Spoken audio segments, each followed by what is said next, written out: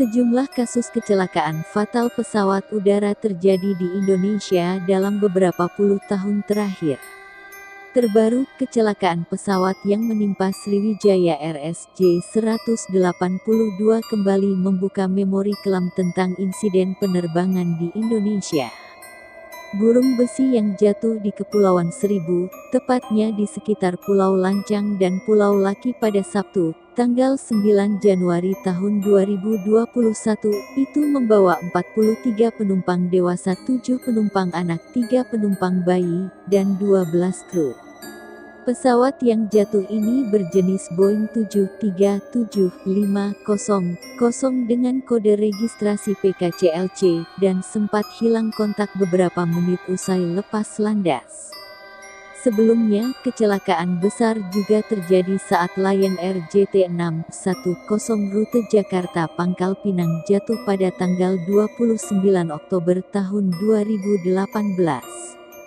Menurut data dari Aviation Safety Network, sebelum jatuhnya Sriwijaya RSJ-182 ada 697 korban kecelakaan pesawat di Indonesia dalam 10 tahun terakhir, termasuk pesawat militer dan pribadi.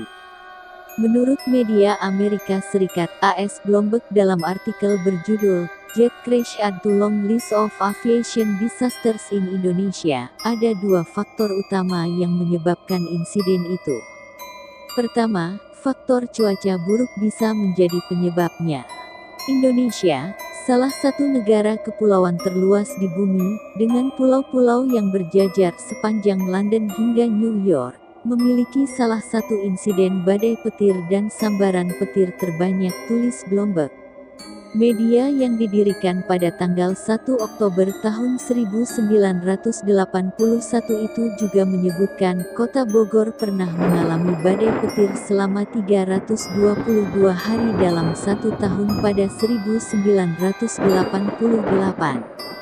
Ada juga letusan gunung berapi, yang memuntahkan gumpalan abu ke udara yang bisa tersedot mesin jet, menyebabkan kerusakan, lanjut Bloomberg dalam artikelnya pada Minggu tanggal 10 Januari tahun 2021. Media yang berbasis di New York itu mencontohkan letusan Gunung Agung di Bali pada 2019, yang membuat sejumlah penerbangan dialihkan dan dibatalkan. Faktor cuaca sendiri juga berdampak pada tertundanya penerbangan Sriwijaya RSJ-182 selama 1 jam. Kedua, Bloomberg mengungkap faktor komunikasi sebagai penyebab jatuhnya beberapa pesawat. Contohnya insiden AirAsia pada Desember tahun 2014 yang berangkat dari Surabaya. Pilot Indonesia dan kopilot dari Perancis gagal menangani kendala di autopilot sehingga pesawat terjun ke laut. Bloomberg menutup pemberitaannya dengan data pesawat Boeing 737-500 yang mengalami 8 kecelakaan dengan total 220 korban tewas, menurut Aviation Safety. Kombinasi faktor ekonomi, sosial, dan geografi. Media AS lainnya, Associated Press atau yang biasa disingkat AP, menyebut ada 3 alasan di balik pesawat Indonesia sering jatuh. Ini karena kombinasi dari faktor ekonomi, sosial, dan geografi, tulis AP di artikel berjudul Why Indonesia's Planned Safety Record is a Concern, Senin tanggal 11 Januari tahun 2021. AP juga menyoroti maraknya low-cost carrier (LCC) di Indonesia yang menjadi opsi murah untuk terbang, meski masih banyak wilayah kurang memiliki infrastruktur yang aman. Industri ini memiliki sedikit regulasi atau pengawasan pada tahun-tahun awal booming penerbangan Indonesia, tulis AP. Mengutip data dari Aviation Safety Network, sejak 1945 ada 104 kecelakaan penerbangan sipil di Indonesia dan korban tewasnya sebanyak 2.301, terbanyak di Asia dan di urutan 8 dunia.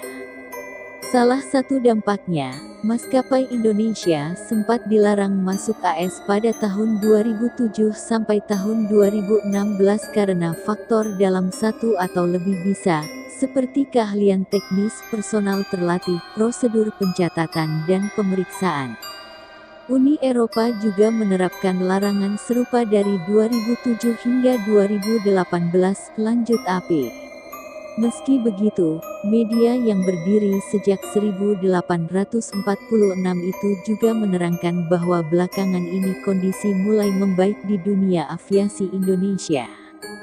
Kemajuan industri ini meningkat signifikan dan pengawasan menjadi lebih ketat, kata pakar penerbangan dan pemimpin redaksi airlineratings.com, Geoffrey Thomas, kepada AP. Kemajuan itu antara lain inspeksi yang semakin intens, regulasi yang lebih kuat, fasilitas dan perawatan yang lebih baik, dan pilot yang semakin terlatih.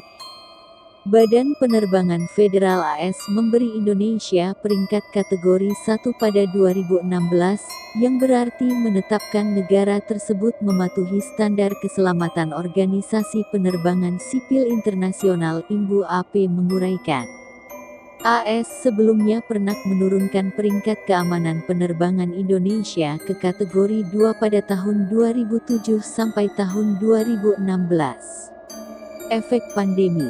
Jika Bloomberg dan AP menyoroti penyebab kecelakaan pesawat di Indonesia secara keseluruhan, Channel News Asia (CNA) dan New York Times mempertanyakan kondisi pesawat dan kru yang baru kembali setelah libur panjang selama pandemi virus corona.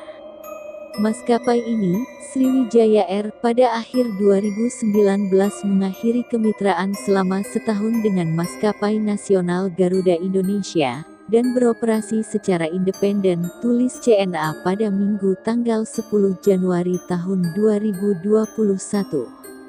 Dalam artikel berjudul, Sriwijaya Air Crash Places Indonesia's Aviation Safety Under Fresh Spotlight, CNA juga menyebutkan separuh lebih armada Sriwijaya Air sempat dikandangkan Kementerian Perhubungan karena faktor kelaikan terbang.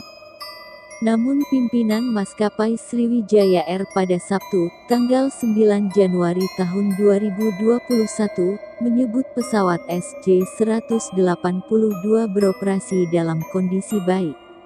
Dikandangkannya pesawat-pesawat selama awal pandemi virus corona lalu disorot New York Times. Dikatakan bahwa para pilot merasa mulai dari awal lagi setelah jeda sebulan, ujar Kapten Ramanoya, Ketua Asosiasi Pilot Indonesia yang juga penerbang Sriwijaya Air. Kesulitan untuk mendapatkan sentuhan terbaik masih dialami, meski Sriwijaya Air memiliki 2 simulator penerbangan untuk model 737 yang lebih tua, tulis NYT. Mental kru terpukul karena pemotongan gaji karena pandemi, dan dengan jam terbang bulanan rendah kinerja kru harus diperhatikan, ucap pakar aviasi independen Indonesia, Gary Sujatman, yang dikutip New York Times. Sebelum pandemi, para pilot Indonesia, terutama di maskapai LCC seperti Lion Air, mengatakan mereka dipaksa menerbangkan pesawat yang mereka rasa tidak aman, ungkap media pemenang 130 Pulitzer Prize itu dalam artikel berjudul Indonesia Crash Towards Push to Rehabilitate Country's Airlines. Pengalaman terbang jurnalis CNN dalam artikel, Flying in Indonesia is a necessity to travel, but it can also be a terrifying experience, menuliskan pengalaman jurnalisnya Ivan Watson saat terbang dengan maskapai Indonesia. Meski terlalu dini untuk berspekulasi tentang apa yang menyebabkan bencana Sriwijaya Air, dan perlu dicatat bahwa maskapai ini memiliki catatan keamanan yang baik dengan tidak ada korban di dalam pesawat dalam 4 insiden yang tercatat di database Aviation Safety Network. Bagiku ini membawa kembali kenangan yang tidak nyaman, yang membicarakan masalah keselamatan penerbangan secara luas di Indonesia, tulisnya. Watson menceritakan pengalamannya menaiki Sriwijaya Air pada Oktober tahun 2019, yang mengalami guncangan beberapa saat setelah lepas landas dari Bandara Kalimarau, Berau, Kalimantan Timur. Pesawat tampak tua, dengan kain pelapis tipis dan meja baki plastik retak yang mengingatkan saya pada pesawat tua di Rusia pada 1990-an setelah pecahnya Uni Soviet. Tak lama kemudian pesawat berhasil mendarat dengan aman di Balikpapan, tetapi Watson bersama koleganya dari CNN masih syok. Kemudian untuk insiden Sriwijaya RSJ-182, Watson masih menanti hasil penyelidikan jatuhnya pesawat. Ia juga mengaku tidak kapok mengunjungi Indonesia, dan berharap setelah pandemi virus corona usai bisa kembali melawat ke tanah air.